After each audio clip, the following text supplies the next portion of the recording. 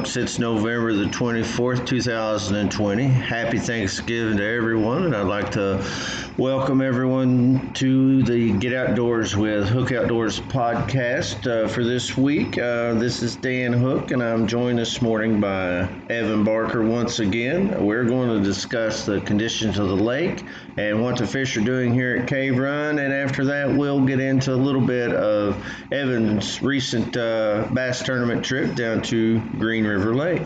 Right now the lake sits at 724.8 feet of elevation, which is roughly 9 inches above winter pool. And again, December 15th is still the target date for that. The outflow is 749. There's good clarity in the lake. You've got probably about 4 or 5 foot or more of visibility. The temps on the main lake set in the upper 50s, right around 58 degrees or so, something like that. Dissolved oxygen is 6.9 at the surface, and it drops to 6.1 to 35 feet. And the temps roughly run along that same range there. At 35 feet right now, the water temp is running 56.1. So there's not a whole lot of difference from top to bottom in temp or dissolved oxygen. The spillway is also in the mid 50s right now with an O2 of 8.7. Muskies have been on the bite here recently. There's been a really good sucker bite, or as of late anyway. I think that's a pretty much typical cold weather deal here at Cave Run. As far as artificial baits go, the big bladed spinners are still producing fish, dying dogs, 10-inch Poseidons, glide baits, all natural colors seem to be on the bite right now. I'm looking for this weekend to be a pretty busy weekend as far as fishing goes, given that it's a holiday weekend, good weather, lake's in good shape. There's not a big draw on it. We haven't had big extremes of weather, and I just think this will be a really good weekend for everyone to be out. Crappie are still deep. They're pretty much locked into their wintertime pattern right now. They're pretty much at a 15-foot minimum depth right now. They're real tight to the woody cover.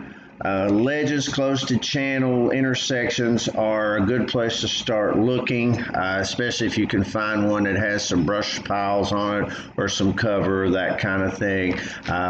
Seems like Beaver Creek has been a really good spot as of late. I've heard a few people catching some out of Bangor way up the river. Haven't heard a whole lot on the main lake. I do know the fish tend to bunch up more this time of year, so you're going to catch a ton of little ones, and you'll have to sort through them to get to your more keeper-sized fish. Minnows are the number one bait right now. We're selling a ton of them. Jigs, both grub and marabou type, and white and chartreuse. If you want to throw some type of an artificial lure, that seems to be the deal here for now. Catfish, cold weather catfish is pretty much a live bait deal no matter where you are. Whether you're on the main lake, you're in the spillway, I'm hearing suckers, goldfish, that kind of thing. Any kind of a natural swimming bait, you can use, whether you buy it or catch it. Just make sure that, it's legal for you to catch and fish with. Don't be going out here and catching just anything. There's certain baits that you can and can't use. So if you're going to use a cast net and catch you some bait, just make sure you're using a legal bait to fish with. Spillway is very fishable right now where they're running, around 750. That puts the water just to the top of the concrete walkway, maybe just a little bit higher than that. I kind of look for them to even drop the drawdown more between now and the weekend. That's just kind of what I'm thinking is going to happen. There's a real good variety of fish being caught there right now. And in the spillway, the catfish, it's a live bait deal. Seems like anywhere along the walkway to about halfway down the spillway itself, halfway between the walkway and the boat ramp, is still a really good area for catfish. They're catching a lot of crappie off the wall, jigs and minnows, just your standard fare. Muskies in the spillway. Spinner baits and rubber baits seem to be the deal. And going back to the muskies on the main lake here, there has been a bit of a glide bait bite starting to pick up. I didn't mention that earlier, but that seems to be coming into play now more than ever. And again, it's typical cold water stuff here. It's nothing really fancy, just natural colors on your lures and that sort of thing. Evan's going to give us a little bit of information on what the bass are going to be doing this week here. So give that a listen, and then we're going to talk about what went on down on Green River with him. So the bass fishing here at Cave Run the past week or so, it's been really better than I've seen it in a lot of the past years. And I think that's mainly just to blame on the kind of the gradual loss in temperatures. And as far as the air temperature and water temperature goes, because a lot of times in the fall and leading into the winter, you'll have these water temperatures in the 70s, upper 60s, things like that. And then, the weather just falls on its face, when it gets into November, and the water temperature just follows that same trend, and it just drops straight down. And then fish, they kind of get messed up, and they think about going shallow, then they think about going deep immediately after. So, this year it's been more of a gradual drawdown as far as the water temperature goes. There haven't been really any major falls in the water temperature, so that's what I think we can really key into why the bass fishing specifically has been so good. Even now the tournament weights are still good. We're seeing a lot of smallmouth being caught. Even last weekend in a tournament there was 2 smallmouth. There was one right at 5 pounds and one that was just under at 414 caught in the tournament. Yep. And that's really honestly unheard of on Cave Run. It's most of the time dominantly a largemouth lake. You'll see a few big smallmouth over the year, but just to have 2 giant smallmouths for this lake weighed in the same tournament, that looks good to me. And the bass, they've moved out deep. They're in their winter haunts now. Deep brush piles, rocks, anything like that, from about 10 to 20 feet, maybe even getting into 20 to 25, but that could still be a little bit of a stretch. Your best bet is going to be fishing brush piles and rocks between that 10 to 20 foot range. And your best baits are going to be, your traditional brush pile deep baits, your jigs, big worms, maybe even a swim bait, something like that. That's kind of your main deep brush piles and rock baits. And kind of going on to what I done this past weekend, and went down to Green River Lake over in almost western Kentucky. It's a lake about the size of Cave Run. It's got a name over the past 4 or 5 years of being a really good bass lake, and it showed out pretty good this weekend. We had a SAF Eastern Division High School National Championship qualifier there this weekend, and me and my partner Joseph, we ended up finishing 3rd in the tournament and ended up taking the season points lead at the tournament. So we came out of there with sanding pretty good. Had 5 fish for 1061, got us 3rd place, and we was pretty happy with how it turned out. Now, you were telling me that in your pre-fishing and I guess your tournament fishing, didn't you catch all those fish pretty much before 10 or 11 o'clock? We went down and we practiced, because I'd never been on the lake, it's for Dad, it had been probably 20 or 25 years, he said, since he'd been on the lake. Sure. So we weren't really familiar with it at all, besides the homework we'd done, looking at it on Navionics and Google Earth and things like that. So we went down on the Thursday before the tournament and pre-fished Thursday and Friday. Got on a pretty good pattern right off the get-go on Thursday morning, and the bite we noticed it kind of died after about 10 or 11 o'clock both days of practice. So going into the tournament, we knew that we had to get it done really before 10 or 11 o'clock, or really get done what we would think we could do. Because after about that 10 or 11 o'clock window from, 11 to 3 when the tournament ended, we knew that we could get a couple bites. They were going to be good bites, but we knew that we were only looking or able to get 2 to maybe 3 bites after that window. So we knew we had to get it done early. And, on the tournament day, we were fortunate. I caught a limit at 9:15, I think. and then Joseph made a big cull, got us up to 1061 as far as our total weight. He caught a 17 incher, culled out a 12 incher at about 11 o'clock, and that was the last of it we seen all day. So it was an early deal. Does it set up a lot like Cave Run? I know they're similar in size, but just like geographically, as far as like cover and structure and that kind of thing, or is it deeper, shallower, or is it pretty common as far as like in comparison to Cave Run? It's on average deeper than Cave Run, but there's also small pockets, main lake pockets, and creeks down there that are filled with standing timber. So it really some of it looked a lot like home, but it was really the dam on Green River is right in the center of the lake. Right. And you could go one way and it would look a little bit different. You could go the other way and it would look completely different than the other side. So there were more rock bluffs, straight up and down rock bluffs. Almost looked like Cumberland and Dale Hollow, and a lot of it, but there was still a lot of standing timber and flats that came out that kind of reminded me a lot of home. Yeah. What were you guys, as far as your pattern? What was the main thing y'all caught stuff on? On Thursday morning in practice, I talked to my buddy Jay. He went down there 2 weeks before it and fished the Battle of the Bluegrass College tournament. And he kind of keyed me on this little deal, and we went down there in practice, and fortunately it was still working. And we were just throwing a Strike King Series 5 crankbait. It's a crankbait that runs about 12 or 13 feet deep, kind of depending on the line you have it on. And we were fishing it on main lake points, kind of secondary creek points, things like that. And that was our main pattern on Thursday, but then we switched it up on Friday because we knew that those fish were already going to eat the crankbait, so there was really no sense in fishing it on Friday as well, and just burning up all these fish and catching a bunch of fish that we wouldn't be able to catch in the tournament if we caught them on Friday. Right. So what we done on Thursdays, we really picked up a jig and fished it about all day long. And really the reason I picked up a jig is everybody knows it's a good fall and wintertime staple. It catches a lot of fish. And we was fishing those rock bluffs and things like that. And it's good. There's crawdads stuff that get in them rocks and things like that. So it was just it imitated the bait that we were wanting to imitate. Right. And also the main reason why I was throwing that jig was I was able to shake fish off on Friday. Okay, yeah. So if anybody doesn't know what shaking the fish off is, if you're pre-fishing for a tournament, like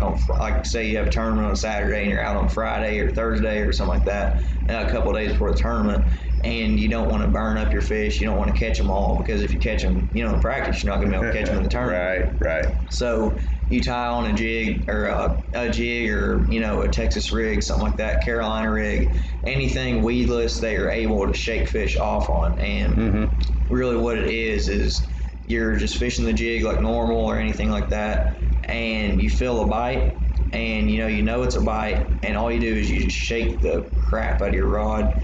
Shake it, and then sometimes they'll drop it, sometimes they won't. We kind of ran into that on Friday. Sure.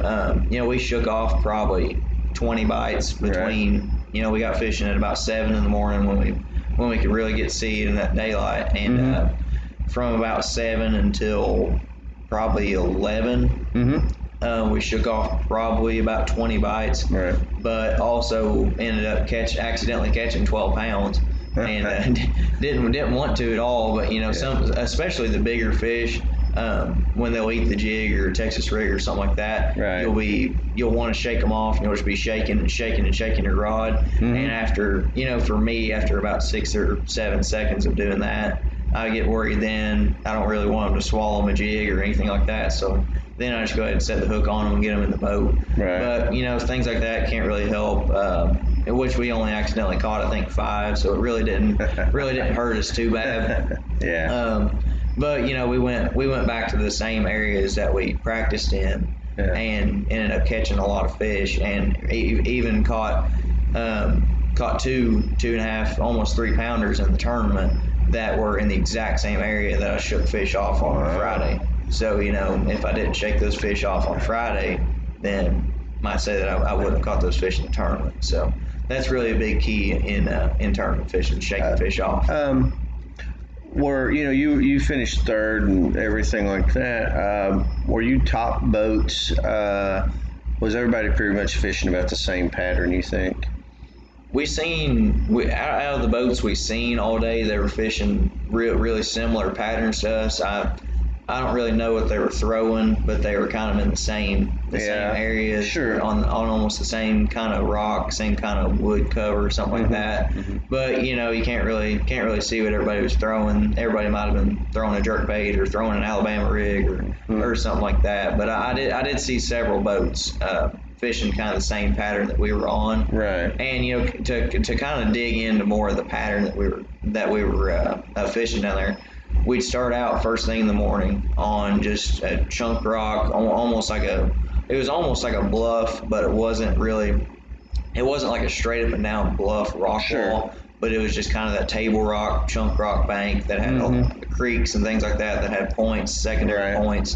And we would just go in there, I'd put the trolling motor on 70 and I'd cover as much water as possible throwing that crankbait.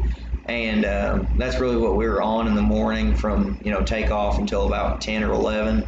Then after that, we found in practice a deal where I think what it was the sun would come out a little bit and it would warm up the shallower flats and things that would come out. Right. So that's another thing about Green River. There was more shallow flats that came out from the main lake points and things like that than there are on Cave Run. And that's kind of what we utilized after that 10 or 11 o'clock bite window died, was we would get up on those shallower gravel flats, and after the sun had warmed it up a little bit, we'd notice on the graph, I'd look down at the Garmin and I'd see that the water temperature warmed up a little bit on those shallow gravel flats, and I'd put on a different crankbait, a little bit shallower running crankbait, and I'd hop a jig around on those shallow gravel flats, and that's kind of what we ran, done the same thing, covered as much water as we could on that same pattern, and until really the tournament ended. So that was kind of what we done. We figured it out in practice, and we kind of had a deal going in practice, and we were happy with how we ended up being on a lake that we'd never been on before. Well, yeah, but now we got Green River done. We're looking forward to going to Cumberland and fishing the third stop. When is that? The next tournament, it's on Cumberland, going out of the dam there at Halcom's Landing. It's on December 19th. Everybody knows that Cumberland's just a ridiculously good lake in the winter, so I'm looking forward to it, especially that lower end of the lake, really from about Wolf Creek down to the dam. That's kind of the main, what everybody sees down there is the main place to go catch a lot of big smallmouth. And you've got big creeks down there like Beaver, Otter, Indian, things like that. And that's where a lot of the giant smallmouth and giant bags are weighed in down there. So I'm definitely looking forward to it. Cumberland in the winter is definitely my favorite place to fish. What is the typical pattern? If you have reasonably good weather and all that, what is a typical pattern for that time of year? More than likely, what we're going to do is we're going to have, starting out in practice, we'll probably have the same deal I always do. I'll have about 15 rods out on the front deck in practice, and we'll kind of boil it down and iron it down to what we think will give us the most bites and catch the most fish in the tournament. But really, the main staple on Cumberland, it really came to life last year, is a Spro rock crawler. Yeah. And that's mainly what. It's no secret. Everybody's going to be throwing it, but it's a matter of who can get on a specific bank that has the right fish on it. Because the way those smallmouth work down there in the wintertime on Cumberland especially is they group up and they school up on one specific type of cover. Like last year, we got on a little pattern in December. They were on chunk rock banks with really about a 45-degree angle. We'd set the boat in about 25 feet of water, and we'd be throwing towards that buckbrush that was growing on Cumberland. Right. Back when they dropped the lake down, 10, 15 years ago, all that buckbrush is growing up now. So there was right at the edge of the bank, there was all that buckbrush. So we'd set the boat in about 25 feet of water, and we'd be 30 yards ish off the bank, and we'd just chuck that Spro rock crawler all day long. Right. And that's how we caught them. And we really found out last year how much them smallmouth can group up. Because I was down there fishing a tournament last year. It was the same series I'm fishing this year, that SAF Eastern Division, and we fished a tournament and we got on this one specific bank, and it was just loaded with smallmouth. We probably caught around 20 or 25 smallmouth off of it all day. Dang. And they were all quality smallmouth, but the only deal was they were all in that 16 to 18 inch range. Yeah, sure. They were all those just heartbreaker non-keepers. We got to catching so many of them that I'd get a 17 incher up to the boat. I'd just swing it in, get it on the carpet, and I would just know it was a 17 incher. Yeah. But that kind of clued us into how the smallmouth work down there in the winter. Right. And that's kind of what we're going to be looking for when we go down there and practice for that tournament. Right. We're going to be looking for if we catch 2 or 3 smallmouth on one specific bank, we'll know that there's more of them there. And a deal is too, they kind of run in packs of their own size. Mm-hmm. Like, that whole school I got on last year in that tournament, they were all, in the 16 to 18 inch range. And then, I've got down there too in the really any time of the year, but specifically the winter that group up like this. I've got on a bank where, I've caught a whole bunch of, 15 to 16 inchers, things like that. Mm-hmm. And we've got fortunate and we've found groups of them where they're all, 18 to 22 inches, just big quality wintertime smallmouth. Yeah. And that's really what we're going to be looking for down there. Yeah. And that's just going to go with practice. If we get 2 or 3 bites and they're all, keeper size, that over 18 inch smallmouth, we'll know that they're not going to be the only ones there. Right. They're going to be. They don't really like to live alone or live in small groups. They're usually grouped up in big schools. So that's really what we're going to be looking for down there. How many pounds, if you could say, if I catch this many pounds, I'll feel real good about my chances. And I know that's all variable, but if you were to come into the weigh-in at the end of that day and you had so many pounds, what would you be satisfied with? Really, with Cumberland in the wintertime, that's really the game with those smallmouth is you could go out and you could have just an amazing day. You can have, you can catch 30, 40 fish, mm-hmm. but, if they're all in that 16 to 17 or 18 inch range, Sure, yeah. Good, you're still going to zero the tournament. So it's a gamble. It's kind of unpredictable, but just kind of going off of past tournament weights and things down there. If we have about anywhere from 13 to 15 pounds, I'd feel pretty good about winning. Sure. But to keep kind of the points lead going, I'd feel good with anything, over 10. Really, I'll be satisfied with anything between the 10 to 15 pound range, and anything over the 15 pound range up to 20, 25 pounds. That's just about as good as you can do down there. Right. So it's gonna be a fun tournament. I'm expecting a pretty good amount of boats. Everybody likes fishing Cumberland in the winter. Mm-hmm. It's no secret. It's a hammer hole, in December, January. So everybody likes it. Yeah. And it'll be a fun tournament. I'm expecting some pretty good weights. Awesome. Well, folks, that's going to wrap it up for today. We'll keep doing our fishing report as long as there's fishermen out on Cave Run this winter and the weather permitting, but we are going to kindly change gears a little bit, and we're going to start discussing more fishing and outdoor topics, from here on out until next spring, until the fishing picks back up. So if there's something that you would like to get more info on, like for us to discuss, because we're starting to bring in guests to interview and that kind of thing, just message us either through Podbean or through our Hook Outdoors Facebook page, and we'll see if we can put together a show and make that happen. So as always, folks, happy Thanksgiving, and get outdoors with Hook Outdoors.